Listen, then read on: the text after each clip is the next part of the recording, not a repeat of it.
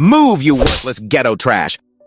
Richard Sterling's hand cracks across Dorothy Washington's face. The elderly woman's coffee cup flies off the table, shattering on the floor. Every customer freezes. Phones emerge from pockets. Dorothy touches her burning cheek but doesn't cry. Her steady eyes meet Sterling's glare without fear. Something in her calm composure unsettles him. Sterling straightens his expensive tie, satisfied. But Dorothy Washington isn't nobody, the way other customers look at her with respect. Sterling has no idea what he's just set in motion. Because Dorothy has a son. And when Vincent Washington learns what happened to his mother today, Richard Sterling's comfortable world will begin to crumble in ways he never imagined possible. Have you ever watched someone destroy their future with one moment of pure arrogance? Dorothy Washington's morning routine never changed. 6:30 sharp, she rose from bed in her modest apartment, sunlight filtering through lace curtains she'd sewn herself 40 years ago. The space reflected a lifetime of careful choices. Family photos arranged precisely on the mantel, fresh flowers from her window garden, shelves lined with books that spoke of an educated mind. The photographs told deliberate stories. Dorothy in cap and gown, clutching her PhD in education. Dorothy with Samuel, her late husband, dancing at their anniversary celebration. And most prominently displayed, recent pictures of her son Vincent at formal dinners, charity galas, business conferences. Always impeccably dressed, always commanding respect from everyone around him.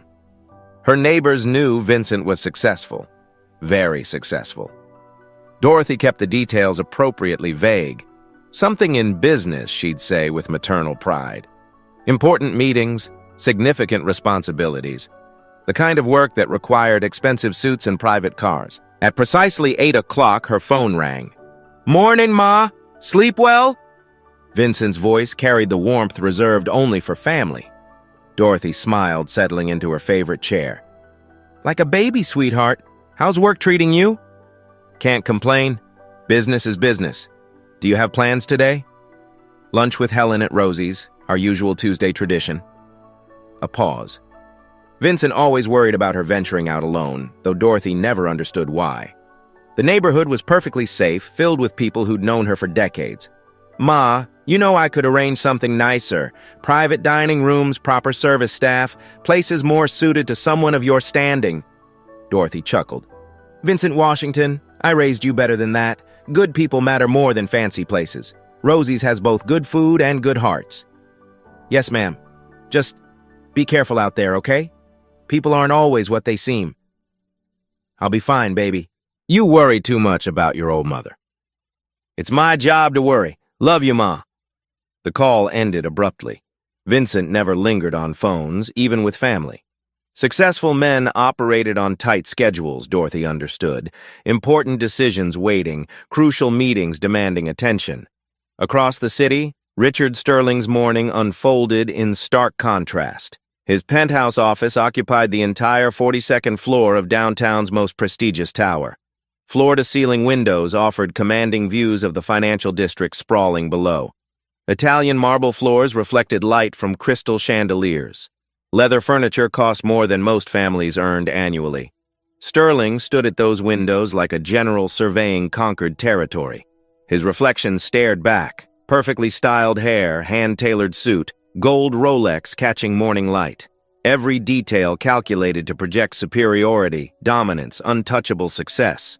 His assistant Jennifer approached hesitantly, knowing Sterling's moods could shift violently without warning. "Sir, your 10 o'clock appointment files are ready. Mrs. Carter also called requesting to reschedule her consultation." Sterling's expression darkened immediately. "Mrs. Carter? That woman with the thick accent who can barely string together coherent English sentences? Tell people like her to master basic communication before wasting my valuable time. Sir, she actually speaks 5 languages fluently and runs 3 successful tech companies. Her portfolio is quite impressive. I don't care if she runs 50 companies. Image matters in this profession, Jennifer. My reputation depends on maintaining appropriate clientele. The kind of people who belong in establishments like this, who understand quality and class." This was Sterling's carefully constructed universe. Success measured by how many people you could dismiss as inferior. Power defined by never considering anyone else's struggles, dreams, or basic humanity. He'd built his career defending wealthy corporations against discrimination lawsuits, ensuring the powerful remained untouchable while the vulnerable stayed crushed.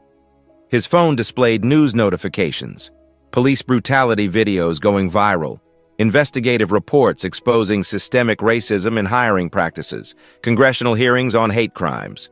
Sterling scrolled past each story with practiced indifference. These problems belonged to other people, people whose existence he considered completely irrelevant to his continued prosperity. Meanwhile, Rosie's diner buzzed with preparation for another busy lunch service. Maria Santos had inherited the establishment from her father, continuing 3 decades of serving the neighborhood with genuine warmth. Construction workers grabbed quick breakfasts before job sites. Office employees escaped sterile corporate cafeterias for real conversation and homemade food. Elderly regulars who'd been coming since the doors first opened. Dorothy Washington reigned as unofficial neighborhood royalty. Every Tuesday at noon, she'd arrive with Helen Morrison from their church. Same corner booth, same gentle orders, same conversations that somehow made everyone nearby feel more peaceful. Maria always prepared specially. Table 6 was cleaned twice. Good china, fresh napkins, small flower arrangements. The respect wasn't calculated business strategy. It was earned through years of Dorothy's quiet kindness, her mysterious ability to solve impossible problems for struggling families. When Maria's father suffered his stroke, Dorothy organized meal deliveries and hospital visits. When the diner faced eviction from corporate developers, Dorothy somehow produced a lawyer who handled everything pro bono, asking no payment except the satisfaction of helping good people. Nobody questioned how Dorothy made these connections materialize. Her son Vincent must have developed quite an impressive network through his business success.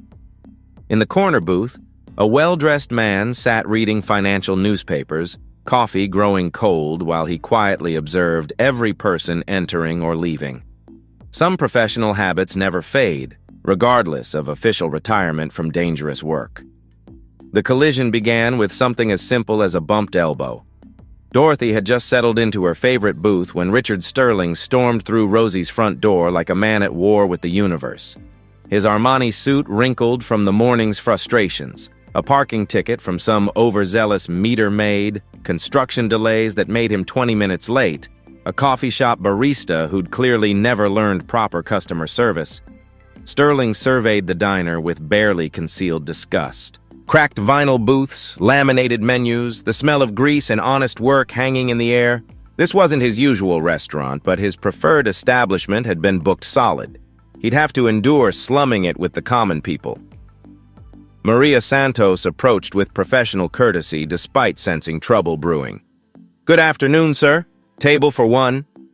"Obviously," Sterling snapped, not bothering to look at her. "Somewhere clean, if such a thing exists in this place. And I need it fast. I have important meetings this afternoon." Maria bit back her response, leading him to a table near Dorothy's booth. Sterling threw himself into the seat, immediately pulling out his phone to make his displeasure known to the world through a series of aggressive text messages. Dorothy sat peacefully with Helen, their conversation flowing like a gentle stream. Helen was describing her grandson's college acceptance when Dorothy reached for the sugar dispenser. Her elbow, moving with the careful precision of someone who'd learned to be mindful in small spaces, barely grazed Sterling's briefcase sitting on the adjacent table. The contact was feather-light, barely noticeable, but it was enough to knock over Sterling's oversized coffee cup. Brown liquid cascaded across his briefcase, seeping into the expensive leather and pooling around scattered legal documents. Sterling watched in horror as coffee soaked through contracts, depositions, case files that represented weeks of billable hours. "What the hell?" Sterling exploded, leaping to his feet. The entire diner fell silent. Conversation stopped mid-sentence. Forks paused halfway to mouths. Every eye turned toward the unfolding drama. Dorothy immediately began reaching for napkins. "Oh my goodness, I'm so sorry. Let me help you clean that up." But Sterling was beyond reason. The morning's accumulated frustrations, his sense of superiority, his fundamental belief that people like Dorothy existed solely to inconvenience people like him, everything converged into pure, undiluted rage. "You clumsy old bat! Look what you've done!" Dorothy's hand froze, napkins clutched in her weathered fingers. Helen gasped. Maria started moving toward the table, but Sterling's voice cut through the air like a blade. "These documents are worth more than you'll see in your entire pathetic life. Do you have any idea what you've cost me?"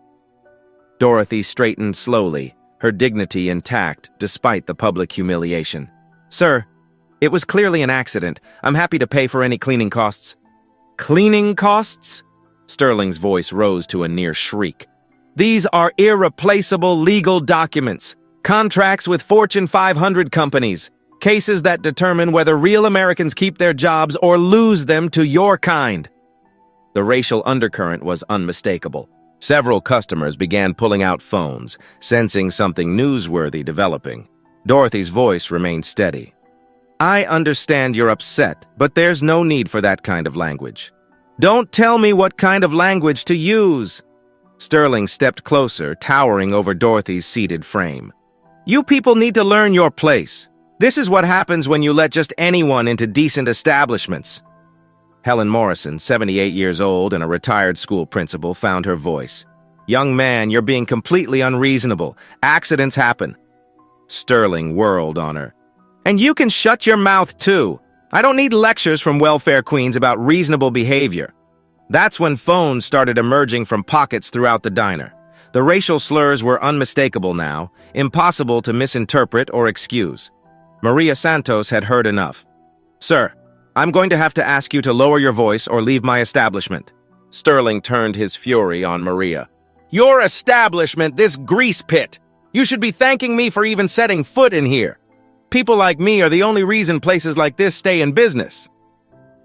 Dorothy slowly stood, her movements deliberate and controlled. At 5'4", she still had to look up at Sterling's 6-foot frame, but something in her posture commanded attention. "Sir, I've apologized sincerely for an honest mistake. I've offered to make restitution for any damages, but I will not sit here and allow you to speak to me, my friend, or this lovely business owner with such disrespect." Sterling's face contorted with rage.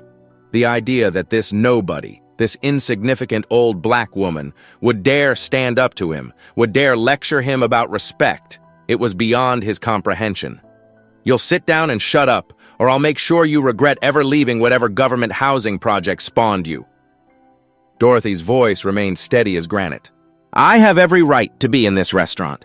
I've been a customer here longer than you've probably known this neighborhood existed. I'm a taxpayer, a community member, and a human being deserving of basic courtesy." "Human beings?" Sterling's laugh was ugly, sharp-edged.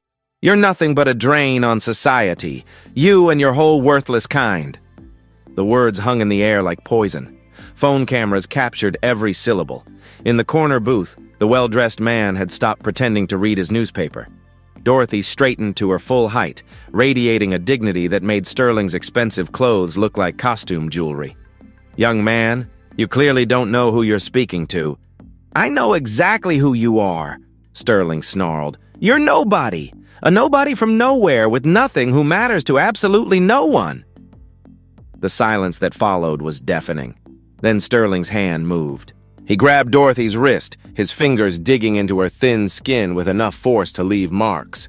"You're going to sit down, shut up, and figure out how you're going to pay for what you've destroyed." Dorothy looked down at his hand gripping her wrist, then back up at his face. "Sir, you need to let go of me. Now. I'll let go when you show proper respect to your betters." Helen Morrison was on her feet now. "Let go of her this instant." Maria Santos moved closer, cell phone in hand. "Sir, if you don't release her immediately, I'm calling the police." But Sterling was beyond all reason, beyond any consideration of consequences. The caffeine, the stress, the fundamental rage that came from a lifetime of believing the world owed him deference, it all crystallized into this moment. When Dorothy tried to pull her wrist free, when she looked at him with those calm, unafraid eyes that suggested she'd face down bigger monsters than Richard Sterling, something inside him snapped completely. His free hand came up fast. The slap echoed through the diner like a gunshot. Dorothy's head snapped to the side, coffee-stained napkins scattered to the floor. Her wedding ring, Samuel's ring, worn for 52 years, flew from her finger and rolled across the linoleum, coming to rest against a pair of expensive Italian leather shoes in the corner booth. For a heartbeat, nobody moved. Then chaos erupted. Customers leaped to their feet, phones held high, recording everything. Maria Santos was already dialing 911. Helen Morrison rushed to Dorothy's side, tears streaming down her face. But Dorothy Washington didn't cry. She touched her cheek where Sterling's palm had connected and felt the heat blooming across her dark skin. She looked at Richard Sterling with something that wasn't fear, wasn't anger, wasn't even surprising. It was pity. "You have no idea what you just did," she said quietly. Sterling straightened his tie, his breathing heavy but his satisfaction evident. Another nobody put in their place.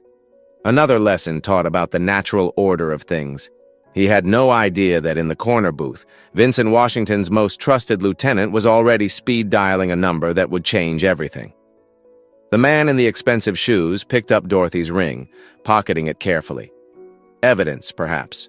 Or maybe just something to return to the woman his boss loved more than life itself. By the time the first police sirens became audible in the distance, Richard Sterling had exactly 18 hours left of believing he was untouchable. Sergeant Mike Rodriguez arrived at Rosie's diner expecting another routine disturbance call.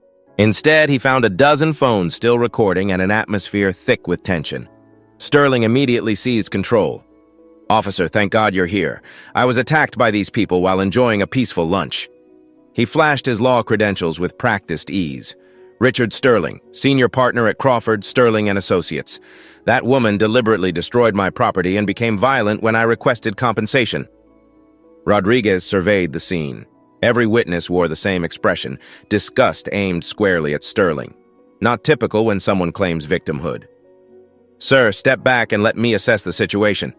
Sterling name-dropped shamelessly. "Detective Captain Morrison is a personal friend. Commissioner Walsh attends my country club. I trust this will be handled appropriately." Dorothy provided her statement with quiet dignity despite her swollen cheek. When asked for emergency contacts, she handed over an elegant business card. "My son Vincent should be notified. Vincent Washington, private consultant." Rodriguez noted the expensive cardstock, the mysterious job title. "What kind of consulting, ma'am?" Dorothy's smile was enigmatic. "Business consulting. He helps people solve problems." Within an hour, grainy cell phone footage hit social media. The hashtag #JusticeForDorothy began trending. Users quickly identified Sterling, posting his law firm's website and recent court victories defending corporations against discrimination lawsuits. The irony wasn't lost on anyone. Sterling's law office erupted into crisis mode. Partners convened emergency meetings as clients called with concerns. But Sterling remained confident. "This will blow over. Some people got slapped for being disrespectful. People understand actions have consequences." Meanwhile, Dorothy made a quiet phone call. "Vincent, honey, I had a little trouble at lunch today." The voice changed instantly. Busy businessman replaced by something much more focused. "What kind of trouble, Ma? Are you hurt?" "A misunderstanding with another customer. He got upset about spilled coffee and, well, he struck me." 3 seconds of deadly silence. "He hit you?" "Just a bruised cheek. Police are here, there were witnesses. Thought you should know." "What's his name?" "Richard Sterling, some kind of lawyer." Another silence. Longer this time. "Ma, listen carefully. Don't speak to reporters without me present. Don't sign anything. I'm handling this now." "Vincent, you don't need to get involved." "Ma, absolute finality. Someone put their hands on you. This is business now." Sterling was cited for assault but released. Standard procedure for first-time offenders. He posted on social media that evening, framing himself as the victim of a shakedown attempt and complaining about politically correct overreach. His followers rallied to his defense, sharing their own stories and praising Sterling for standing up to race hustlers. The echo chamber reinforced his confidence. A few weeks of minor controversy, maybe some sensitivity training, and everything would return to normal. Sterling had spent his career understanding power dynamics, knowing which people mattered and which could be safely ignored. He'd calculated that Dorothy Washington fell into the latter category. It was the most expensive miscalculation of his life. While Sterling slept peacefully, certain phone calls were being made across the city. Quiet conversations between people who owed favors, who remembered debts, who understood that Vincent Washington's family was not to be touched. The system was about to work very differently than Richard Sterling expected. Vincent Washington sat in the back room of Torino's, the most exclusive restaurant in the city's financial district. The weekly gathering looked like any other high-powered business dinner. Expensive suits, quiet conversations, the kind of meeting where fortunes were made and destroyed with handshakes. Except these weren't Fortune 500 executives. Vincent commanded the head of the table with quiet authority. To his right sat Tommy the Fish Marconi, who controlled the docks. To his left, Maria DeLuca, who handled the family's legitimate businesses. Around the table, lieutenants, advisors, enforcers, all of them waiting for Vincent's word on territory disputes, profit sharing, and the 100 daily decisions that kept the Washington crime family running smoothly. Vincent Washington wasn't just successful. He was the boss, the man who controlled half the city's underground economy and maintained iron discipline over an organization that stretched from the waterfront to the suburbs. His phone buzzed during discussions about a construction contract. Vincent glanced at the screen. "Ma!" and immediately stood. "Excuse me," he said quietly, and the room fell silent. When Vincent Washington took a call from his mother, everything else stopped. He stepped into the adjoining office, closing the door behind him. "Ma? What's wrong?" Dorothy's voice carried through the speaker, measured and calm despite everything. "I had a little trouble at lunch today. A man became upset about some spilled coffee and struck me." The temperature in the room seemed to drop 20 degrees. "He hit you?" Vincent's voice remained controlled, but everyone in the next room could hear the change in tone through the walls. "His name is Richard Sterling, some kind of lawyer." Vincent closed his eyes, processing the information with the methodical precision that had made him the most feared man in 3 states. Someone had put their hands on Dorothy Washington. Someone was about to learn why that was the most dangerous mistake of their life. "Ma, are you hurt? Do you need medical attention?" "Just a bruised cheek, sweetheart. Helen's with me and the police were very professional." Vincent's mind was already working, calculating responses, measuring consequences. The old Vincent, the one who'd grown up on these streets, who'd earned his position through violence and intimidation, wanted immediate, brutal retribution. But Dorothy had raised him better than that. "Ma, listen to me carefully. Don't speak to any reporters, don't sign anything. And don't worry about this Sterling character, I'll handle everything." "Vincent, honey, you don't need to get involved in this mess." "Ma." The word carried absolute finality. "Someone put their hands on you. This stopped being a mess the moment he made that choice." Vincent ended the call and stood motionless for 30 seconds, staring at his reflection in the office window. The city sprawled below him, his city, where his word was law and his protection meant everything. He opened the door and returned to the dining room. 8 pairs of eyes watched him with the attention of soldiers awaiting orders from their general. "Change of plans," Vincent announced. "Tommy, I need everything you can find on a lawyer named Richard Sterling. Full background. Finances, family, enemies, weaknesses. I want it in 2 hours." Tommy nodded, already reaching for his phone. "What kind of lawyer, boss?" "The kind who thinks he can slap my mother and walk away." The reaction was immediate. Chairs scraped back. Hands moved toward concealed weapons. Maria DeLuca's face went pale. "Boss," she said carefully, "just say the word." Vincent held up a hand and the room froze. This was why he commanded absolute loyalty, not just his capacity for violence, but his ability to control it. "We do this right. Ma wants justice, not revenge. We use the system, but we make sure the system works properly." Across town, Richard Sterling was enjoying a celebratory dinner at his country club, regaling fellow members with his version of the day's events. He'd turned the elderly woman into a grasping opportunist, himself into the victim of a shakedown attempt. His audience ate it up.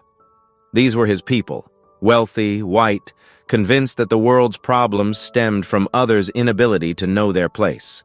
Sterling had no idea that his name was currently being researched by some of the most thorough investigators money could buy. People who specialized in finding pressure points, who understood that everyone had secrets worth protecting. Within an hour, Vincent had a complete dossier. Sterling's financial troubles, hidden from his partners but devastating nonetheless. His pattern of discrimination lawsuits always settled quietly out of court. His gambling debts to people who weren't patient about repayment. Most importantly, Sterling owed money to Michael Big Mike Torino, who happened to be Vincent's cousin.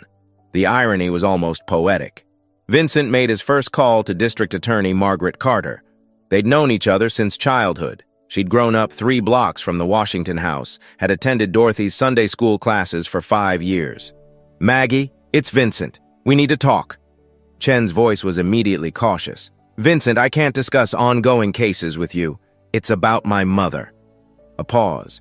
Carter knew exactly who Dorothy Washington was, what she meant to the neighborhood, to Vincent. "Is she all right?" "Someone assaulted her today. Richard Sterling. I need to know if this case gets proper attention." "Vincent, you know I can't promise special treatment." "I'm not asking for special treatment, Maggie. I'm asking for justice, the kind my mother taught us both to believe in." Chen was quiet for a long moment. She owed her law school scholarship to a recommendation letter Dorothy had written 15 years ago. Dorothy Washington had believed in her when no one else would. "Send me the case file number. I'll review it personally." Vincent's second call went to Police Commissioner Frank Walsh. Another old neighborhood connection, someone who remembered when Dorothy Washington had organized community watches that kept their streets safe. The third call was to Judge Patricia Martinez, who'd received her first legal job through a referral Dorothy had arranged. One by one, Vincent contacted people who owed Dorothy Washington debts of gratitude. Not corruption, something deeper. Something earned through decades of quiet kindness, of believing in people before they believed in themselves. By midnight, Richard Sterling's assault case had been flagged for priority review. Not because of any illegal influence, but because Dorothy Washington had spent 50 years building a community of people who remembered her faith in them. Vincent Washington commanded fear throughout the criminal underworld, but Dorothy Washington commanded something more powerful: respect throughout the legitimate world. Sterling went to sleep confident that his connections would protect him. He had no idea that Dorothy's connections ran deeper, reached higher, and mattered more than his country club memberships and golf partnerships. The most dangerous man in the city was about to teach Richard Sterling the difference between power and influence, between fear and respect, between what money could buy and what character earned. District Attorney Margaret Carter arrived at her office at 6 a.m., 2 hours before her usual schedule. The Sterling case file sat on her desk, flagged for immediate review. She'd known this moment would come eventually, the day when her professional obligations intersected with personal loyalty to Dorothy Washington. Chen opened the file with the methodical precision that had made her the youngest DA in the city's history. Body cam footage, witness statements, cell phone videos from multiple angles. The evidence was overwhelming, but that wasn't what concerned her. What concerned her was the phone call she'd received at midnight from Vincent Washington. She'd grown up 3 blocks from the Washington house, had attended Dorothy's Sunday school classes every week for 5 years. When Carter's father lost his job at the factory, Dorothy had quietly arranged tutoring sessions, had written the recommendation letter that secured Carter's full scholarship to law school. Dorothy Washington had believed in her before she believed in herself. Now Vincent was calling in that debt, not through threats or intimidation, but through something much more powerful: the simple request that justice be served properly. Chen picked up her phone and dialed Assistant DA James Rodriguez. "James, I need you in my office immediately. Bring the Sterling assault case." Rodriguez arrived within 20 minutes, coffee in hand and questions in his eyes. "Ma'am, this seems like a straightforward assault case. Why the priority review?" "Because Richard Sterling has a pattern," Carter said, spreading documents across her conference table. "I've been reviewing his history. 3 previous incidents all settled out of court, all involving minority plaintiffs." She handed Rodriguez a thick folder. Employment discrimination lawsuits where Sterling represented the corporate defendants. Hostile workplace complaints that mysteriously disappeared. Sexual harassment cases that never made it to trial. Rodriguez whistled low. "He's been using his position to silence victims. And now he's the perpetrator. James, I want you to build this case like it's the most important trial of your career. Because if we don't stop Sterling now, Dorothy Washington won't be his last victim." Chen didn't mention her personal connection to Dorothy. She didn't need to. The evidence spoke for itself. Across town, Police Commissioner Frank Walsh was having a similar conversation with Detective Captain Sarah Morrison. Captain, I want you to personally oversee the Sterling investigation. Full resources, complete transparency, everything by the book. Morrison frowned. Sir, this is a misdemeanor assault. We don't usually assign detective captains to. Richard Sterling assaulted a 72-year-old woman in front of witnesses. Walsh interrupted. This case is going to attract media attention, community scrutiny, and federal oversight if we handle it wrong. I want it handled right. Walsh had his own reasons for personal investment. 20 years ago, when he was a rookie beat cop struggling with PTSD from his military service, Dorothy Washington had organized community support that literally saved his career. She'd connected him with counseling services and had vouched for his character when Internal Affairs was considering disciplinary action. Dorothy Washington had given him a second chance when no one else would. Morrison assembled a team of senior detectives and began re-examining every piece of evidence. The body cam footage revealed Sterling's initial lies to responding officers. The witness statements painted a clear picture of escalating racial harassment. The cell phone videos captured every slur, every threat, every moment of humiliation he'd inflicted on Dorothy. But most damaging was Sterling's own social media activity.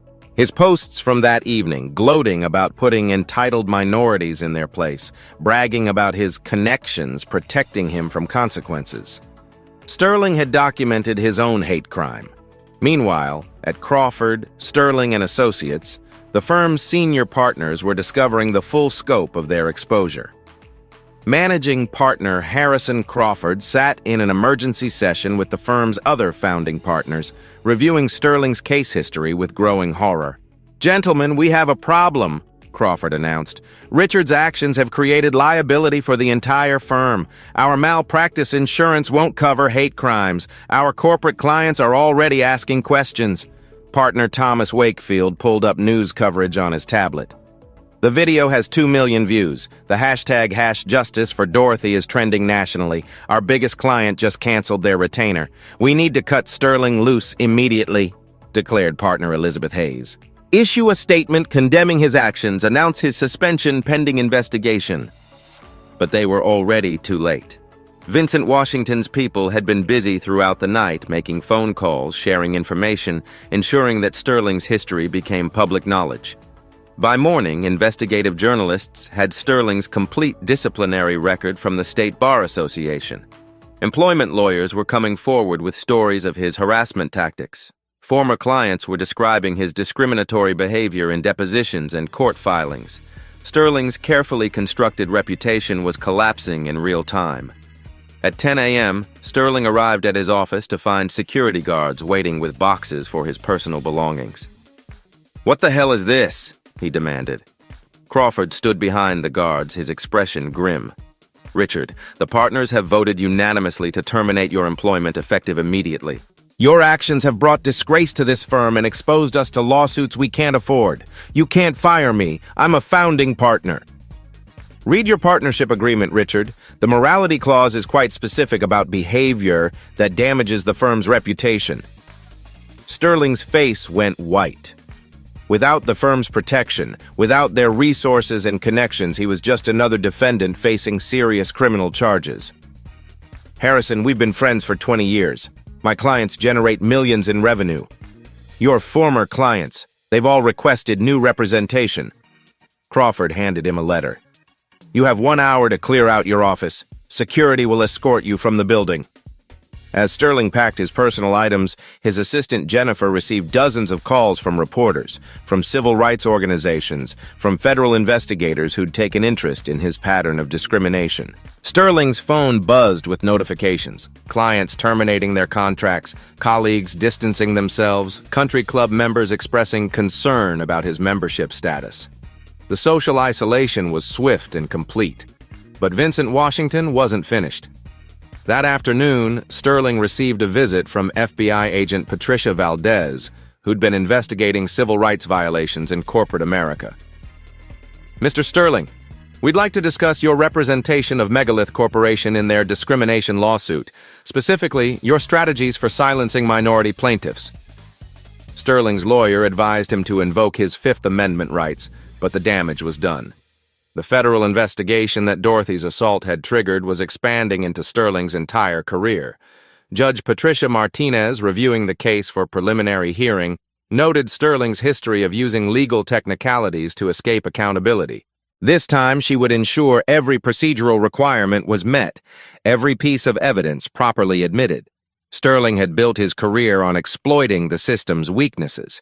Now that same system, guided by people who owed Dorothy Washington their success, was closing every loophole he might have used. By evening, Sterling sat alone in his penthouse apartment, watching news coverage of his downfall. The elderly black woman he'd dismissed as nobody had somehow triggered a coordinated response that destroyed everything he'd spent decades building. He still didn't understand how it had happened so quickly, so thoroughly.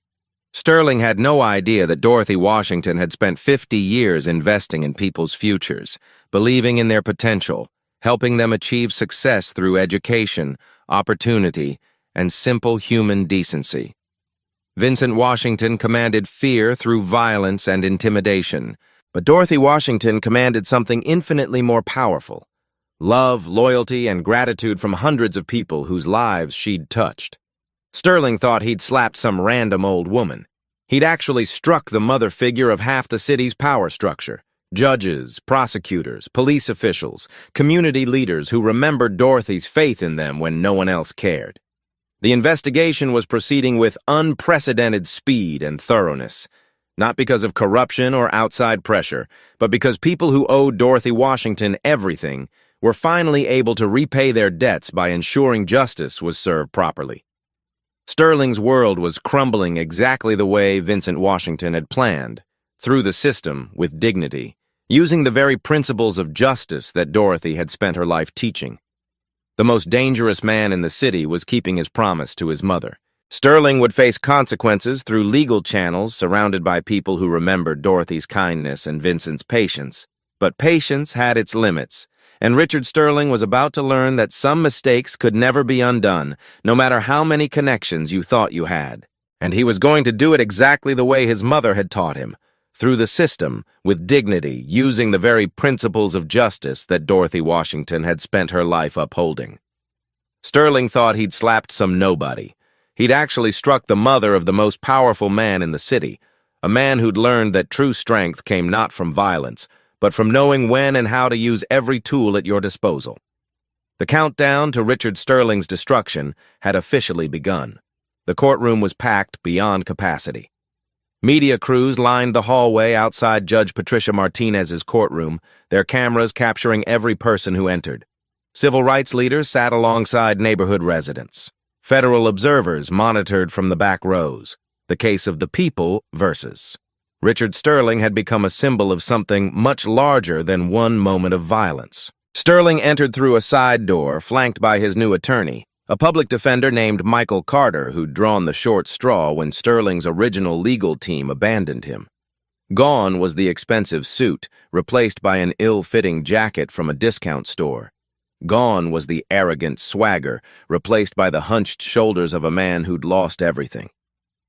In the gallery's front row sat Dorothy Washington, her Sunday dress pressed and perfect, her posture radiating the quiet dignity that had sustained her through 72 years of life's challenges. Beside her, Helen Morrison held her hand in silent support. And in the back corner, almost invisible among the crowd, Vincent Washington watched with the cold patience of a predator who'd cornered his prey. Sterling's eyes found Vincent's across the courtroom. For the first time since this nightmare began, he truly understood who Dorothy Washington's son was. The expensive suit, the carefully groomed appearance, the way courthouse security nodded respectfully as he passed, this wasn't just some successful businessman. This was the man who owned half the city, who commanded fear and respect in equal measure, whose protection Dorothy had enjoyed without even knowing it existed. Judge Martinez called the court to order. The People versus Richard Sterling, case number 2024 CR 4751, charges of assault in the third degree, aggravated harassment, and civil rights violations. Assistant DA James Rodriguez stood to present the prosecution's case. Over the past 3 weeks, he'd built an argument that went far beyond a single moment of violence. Your Honor, the defendant didn't just slap Dorothy Washington. He perpetrated a hate crime against a pillar of our community, using racial slurs and physical violence to terrorize an elderly woman whose only offense was existing in a space he believed belonged exclusively to people like him. Rodriguez presented the evidence methodically. Body cam footage showing Sterling's lies to police. Cell phone videos capturing every racial slur, witness testimony describing the escalating harassment, Sterling's own social media posts gloating about the incident. But the most damaging evidence came from Sterling's own history. The defendant has a pattern of targeting minorities for harassment and discrimination. 3 previous incidents, multiple employment lawsuits where he silenced victims through intimidation and legal technicalities. This wasn't an isolated moment of anger. This was the culmination of a career built on systematic racism. Sterling's public defender, overwhelmed and under-resourced, could only offer weak objections. Your Honor, my client has no prior criminal convictions. This was an isolated incident during a stressful day. Judge Martinez's expression remained neutral, but everyone in the courtroom could feel her controlled anger. She'd reviewed Sterling's complete file and had seen the pattern of behavior that law enforcement had somehow missed for decades. Mr. Carter, your client's lack of criminal convictions doesn't negate 20 years of civil rights violations. Please call your first witness. Sterling took the stand in his own defense, a decision his attorney had strongly advised against. But Sterling's arrogance remained intact despite everything that had happened to him. Your Honor, I was the victim that day. Mrs. Washington destroyed valuable legal documents, then became hostile when I requested reasonable compensation. I may have reacted more strongly than necessary, but I was provoked. Rodriguez cross-examined with surgical precision. Mr. Sterling, you testified that Mrs. Washington became hostile. Can you explain to the court what you mean by hostile? She became argumentative, refused to take responsibility for her actions. Did she raise her voice at you? Well, no, but did she threaten you in any way? Not exactly, but her attitude was... Mr. Sterling, yes or no, did Dorothy Washington do anything aggressive toward you before you struck her? Sterling's pause lasted too long. She was being disrespectful. Disrespectful how? By existing in a restaurant you considered above her station? The objection came too late. The damage was done. Rodriguez continued. Mr. Sterling, you used the phrase, you people, multiple times during this incident. What did you mean by you people? I meant people who don't take responsibility for their actions. Is that why you called Mrs. Washington a ghetto rat and welfare queen? Because she wouldn't take responsibility? Sterling's composure cracked completely. I was angry. She cost me thousands of dollars in ruined documents. Documents that were sitting unprotected on a restaurant table that you had spilled coffee on before Mrs. Washington even approached. The timeline didn't work in Sterling's favor. Security cameras had captured him knocking over his own coffee cup in anger before Dorothy had even stood up. When Dorothy took the stand, the courtroom fell silent. Rodriguez guided her through the events gently, respectfully, allowing her dignity to shine through every answer. Mrs. Washington, can you describe what happened when you accidentally bumped Mr. Sterling's table? I immediately apologized and offered to help clean up the spill. I also offered to pay for any damages to his papers. How did Mr. Sterling respond? He became very angry and started using language that was inappropriate. Can you be more specific about the language he used? Dorothy's voice remained steady. He called me ghetto trash and said people like me didn't belong in decent establishments. How did that make you feel? For the first time, Dorothy's composure wavered slightly. It reminded me of a time when such language was more common, when people felt free to express hatred openly. I thought we'd move beyond that as a society. Rodriguez's final question devastated Sterling's defense. Mrs. Washington, why didn't you simply leave the restaurant when Mr. Sterling became hostile? Dorothy straightened in her chair. Because I had every right to be there. I've been a customer at Rosie's for 15 years. I've lived in this neighborhood for 45 years. I've contributed to this community as a teacher, a volunteer, and a neighbor. I wasn't going to be driven away by someone's hatred. The courtroom erupted in applause. Judge Martinez gavelled for order, but her own eyes were damp. Sterling's character witnesses were devastating in their absence. Former colleagues refused to testify. Country club members suddenly couldn't remember his contributions. Even his own family maintained conspicuous silence. In contrast, Dorothy's supporters filled the witness list. Former students who'd become doctors and lawyers, neighbors whose children she'd tutored, community leaders who'd benefited from her decades of service. Maria Santos testified about Dorothy's role in saving the diner during economic hardship. Helen Morrison described their friendship and Dorothy's gentle character. Dr. Patricia Williams, now a federal judge, spoke about the scholarship recommendation Dorothy had written 20 years earlier. The pattern became clear. Dorothy Washington had spent her life lifting others up, while Richard Sterling had spent his career tearing others down. Judge Martinez retired for deliberation after closing arguments. The wait lasted less than 30 minutes. After reviewing all evidence and testimony, this court finds the defendant guilty on all charges. Mr. Sterling, your actions represent not just a single moment of violence, but a pattern of behavior that has no place in our society. Sterling's face went white as the judge continued. You are sentenced to 18 months in federal prison, followed by 2 years of supervised probation. You will also complete 500 hours of community service at minority-serving organizations, attend mandatory sensitivity training, and pay full restitution to Mrs. Washington for medical expenses and emotional distress. But Judge Martinez wasn't finished. Additionally, this court is recommending that the State Bar Association review your license to practice law. Your actions demonstrate a fundamental lack of character incompatible with the legal profession. Sterling's legs nearly gave out. His career was over. His reputation was destroyed. His freedom was forfeit. As the bailiff approached with handcuffs, Sterling's eyes found Vincent Washington one final time. Vincent didn't smile, didn't nod, didn't acknowledge Sterling's existence. He simply stood and walked toward his mother, the man who'd orchestrated Sterling's complete destruction without lifting a finger himself. Dorothy hugged her son gently as they left the courtroom together. Thank you for handling this properly, Vincent. You taught me well, Ma. Justice matters more than revenge. Outside the courthouse, District Attorney Carter held a press conference announcing new protocols for hate crime prosecution. Police Commissioner Walsh unveiled enhanced training programs for officers responding to bias incidents. Judge Martinez's sentencing had created precedent that would protect future victims. The case had accomplished exactly what Vincent Washington intended: Sterling's destruction through legitimate channels, while strengthening the system that protected people like his mother. Richard Sterling was led away in handcuffs, his transformation from predator to prey complete. The man who'd believed his position made him untouchable had learned that some people command protection through love rather than fear. And Dorothy Washington returned to her weekly lunch at Rosie's Diner, where she was treated like the queen she'd always been, while her son ensured that no one would ever make Sterling's mistake again. 6 months later, Dorothy Washington walked into Rosie's Diner for her weekly lunch with Helen.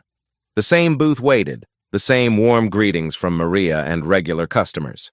But everything had fundamentally changed since Richard Sterling's sentencing. The city had taken notice of Dorothy's grace under pressure. Mayor Patricia Johnson presented her with the key to the city at a ceremony attended by hundreds. The citation read, "For demonstrating that dignity and courage triumph over prejudice." Dorothy used her platform wisely, partnering with the DA's office to establish the Dorothy Washington Center for Bias Crime Victims. Federal grants funded the program, while volunteer lawyers, many former students who remembered her kindness, donated thousands of service hours. "It's not about me," Dorothy told reporters. "It's about ensuring no one faces what I faced alone." The Sterling case became required reading in law schools nationwide. Police departments updated bias crime protocols. The State Bar Association implemented new character requirements for attorney licensing. Meanwhile, Sterling discovered justice from the receiving end. At the East Side Community Center, he reported for court-mandated community service every Saturday. His supervisor, Mrs. Angela Rodriguez, was a 78-year-old retired teacher who took no nonsense. "You'll be serving meals to seniors who look exactly like the woman you assaulted," she told him that first morning. "Learn their names, stories, and dignity." The work was humbling. Elderly black women served neighbors, organized clothing drives, tutored grandchildren with the same patience Dorothy had shown countless students. Slowly, Sterling began understanding what he'd tried to destroy. Pillars of community who'd survived decades of prejudice with humanity intact. Vincent Washington watched these developments with quiet satisfaction. His mother's dignity had accomplished what violence never could: genuine change, systemic reform, justice that prevented future victims rather than simply punishing past crimes. "Ma," he said during Sunday dinner, "you changed more lives through 15 minutes of grace than I've changed through 15 years of intimidation." Dorothy smiled, patting his hand. "Violence wins battles, Vincent, but only love wins wars." At Rosie's diner, Maria had framed the newspaper clipping from Dorothy's award ceremony. It hung beside pictures of neighborhood kids who'd achieved success, families celebrating milestones, community members who'd found refuge in this sanctuary of acceptance. A young law student approached Dorothy's table. "Mrs. Washington, I'm Sarah Carter, studying civil rights law. You inspired me to fight hatred with dignity." Dorothy gestured for Sarah to sit. "Tell me about your family, dear." As Sarah shared her story, immigrant parents, financial struggles, dreams of protecting others, Dorothy saw herself reflected in another young person determined to make the world more just. This was the real victory, not Sterling's imprisonment, but the inspiration Dorothy's courage provided to the next generation who refused to accept injustice as inevitable. The Sterling case had created lasting change. Systems reformed, precedents established, hope renewed. Dorothy continued doing what she'd always done, believing in people's capacity for growth, fighting injustice with grace, proving that the most revolutionary act is refusing to let hatred make you hateful. Have you ever stood up for someone who couldn't stand up for themselves? Have you ever discovered that quiet people hold unexpected power? Share your story in the comments. Like if you believe dignity defeats hatred. Subscribe for more stories where justice emerges from unlikely sources, where ordinary people accomplish extraordinary things by choosing hope over hate. Because you never know who might be watching when you choose kindness, whose life might change forever because you did what's right instead of what's easy. The story you heard today wasn't cleaned up. It was told exactly as it happened. At Black Voices Uncut, we believe that's the only way truth can live. If you felt something, hit like, comment, and your reaction, and subscribe. Every week, we bring you voices that refuse to be silenced.